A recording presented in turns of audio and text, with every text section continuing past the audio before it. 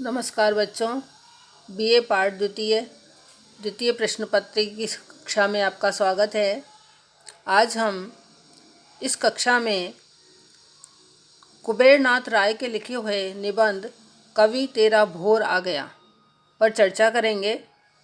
इस निबंध पर चर्चा करने के पूर्व हम कुबेरनाथ राय की जो रचनाएं हैं उनके ऊपर थोड़ा विचार करेंगे, उनकी चर्चा करेंगे। कुबेरनाथ राय ललित निबंधकारों की श्रेणी में आते हैं। उन्होंने बहुत से निबंध, लेख, रिपोर्टाज आदि लिखे हैं।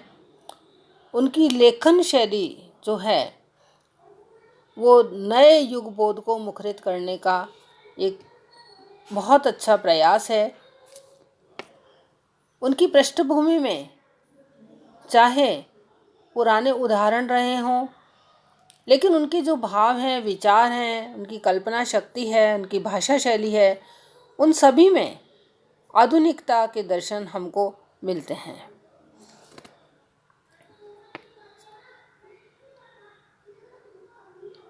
ललित निबंधकारों की जो उन्नत कला के पारखी हैं कुबेरनाथ राय, वे आज के बहुत ही अच्छे निबंधकार माने जाते हैं। उनके निबंधों को पाठक बड़े चाव से पढ़ते हैं और इनके पूर्व जो 4 निबंधकार हैं जिनका कि नाम लिया जा सकता है, जो कि इनके कोटि में ही आते हैं, इनकी श्रेणी में ही आते हैं, तो ऐसे निबंधकारों में हम बाबू गुलाब राय को, श्री पद्मलाल पुन्नालाल बख्शी को, डॉक्टर हजारी प्रसाद द्विवेदी को और विद्यानिवास मिश्र को ले सकते हैं। कहने का आशय यह है कि जितने इनके निबंध हैं, जितनी समृद्ध इनके निबंध हैं, उतने ही समृद्ध कुबेरनाथ राय के निबंध भी हैं। आपके जो प्रमुख निबंध संग्रह हैं उनमें रख आकेटक, गंधमादन, प्रिया नीलकंठी, बांसुरी, विषाद योग, कामधेनु आदि हैं। उनके जितने भी निबंध हैं उनके संदर्भ सांस्कृतिक हैं और संदर्भ सांस्कृतिक होने के साथ ही उनमें जो आधुनिक जीवन की झांकी है वह हमको उनमें देखने को मिलती है। उन्होंने एक रस आखेटक नामक निबंध लिखा है। उसमें रस की परिभाषा को नवीन दृष्टि दी है। विषाद योग जो निबंध लिखा है वो निबंध संग्रह में थोड़ा सा अलग है। विधा की दृष्टि से इनमें जितने भी निबंध हैं ललित निबंधों की कोटि में ही आते हैं और उनके जितने निबंध हैं वो विषय की दृष्टि से 4 प्रकार के बताए जा सकते हैं, जिनमें विचारात्मक, भावनात्मक, वर्णनात्मक और विवरणात्मक हैं। इनके निबंधों में ज़्यादातर भावात्मक शैली का प्रयोग हुआ है। इसके अतिरिक्त इनमें लाक्षणिक शैली, आलंकारिक शैली, धारा शैली, व्यंग्य शैली आदि का भी प्रयोग ये निबंध में करते हैं। यहाँ हम बात करते हैं इनके लिखे हुए निबंध कवि तेरा भोर आ गया है की। जो कवि तेरा भोर आ गया, जैसा कि इस निबंध के शीर्षक से ही पता चलता है, भोर, भोर का अर्थ है सुबह। सुबह जब आती है तो वह अनेक संदेश लेकर के आती है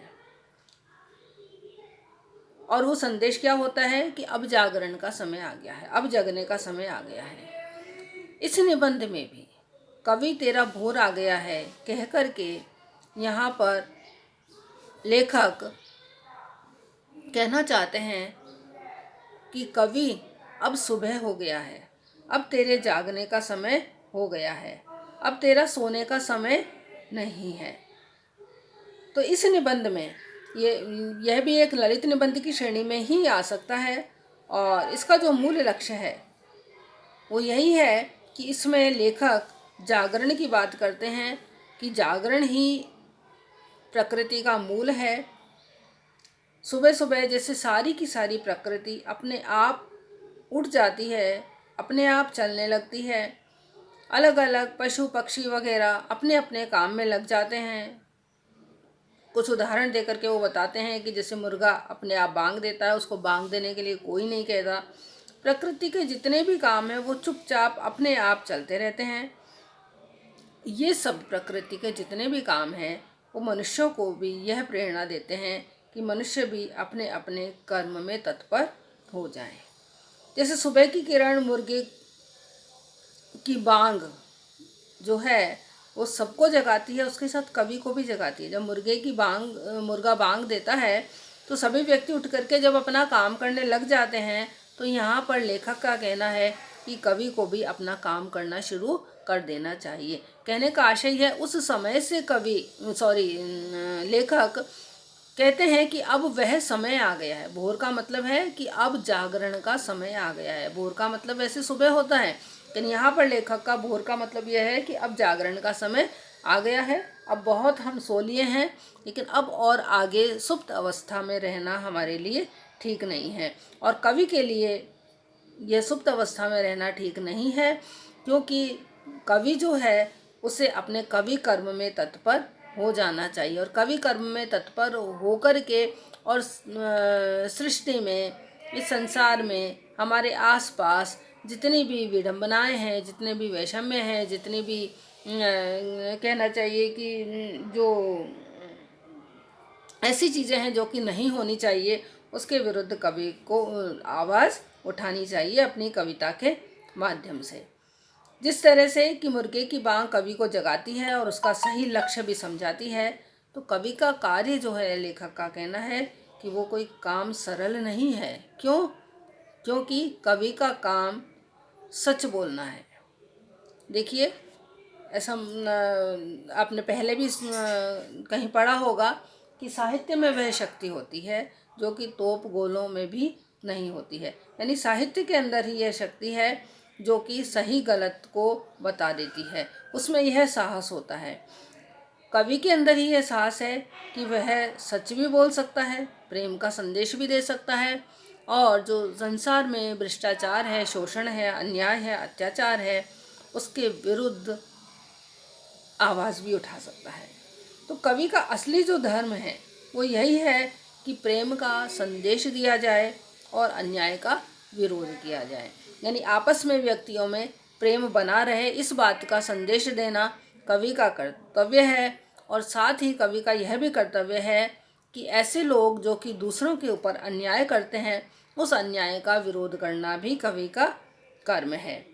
इसके लिए कवि को कुछ भी त्याग करना पड़े, उस त्याग करने के लिए उसको तैयार रहना चाहिए। उसका लक्ष्य कभी भी यह नहीं होना चाहिए कि मुझे जो विलासितापूर्ण जीवन है वह मिले। उसे कभी अपने मन में विलासितापूर्ण जीवन का लोभ कभी भी नहीं लाना चाहिए। क्योंकि कहने का आशय यह है, यहाँ पर लेखक का यह है, यदि कवि विलासितापूर्ण जीवन की अपेक्षा करेगा तो उसको निश्चित रूप से किसी न किसी की चापलूसी करनी पड़ेगी। क्योंकि विलासितापूर्ण जीवन जीने की कोई कीमत देनी होती है, और विलासितापूर्ण जीवन जीने की जो कीमत देनी होती है वह किसी की चाटुकारिता करना होता है। चाटुकारिता के द्वारा ही उसे बहुत सारा धन मिल सकता है। तो उसे धन की चिंता नहीं करनी चाहिए, क्योंकि इसके लिए उसे अपने कर्म से विमुख होना पड़ेगा, उसे दूसरों की चाटुकारिता करनी पड़ेगी।